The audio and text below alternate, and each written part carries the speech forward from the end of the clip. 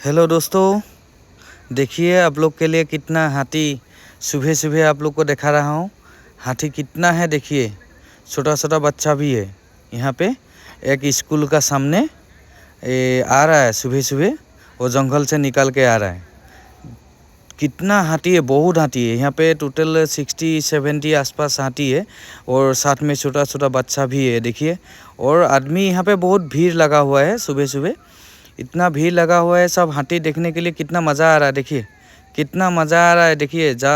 छोटे छोटे बच्चों के साथ सब जा रहा है निकल के और दूसरी जंगल की तरफ। सुबह 7 बजे का टाइम है, ये सुबह 7 बजे के टाइम पे इतना बढ़िया मतलब नज़ारा देखने के लिए मिले, ये देखिए।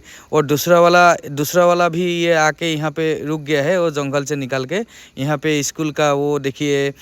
मतलब आपका ये वो स्कूल का पूरा दीवार देख रहा है ये लोग।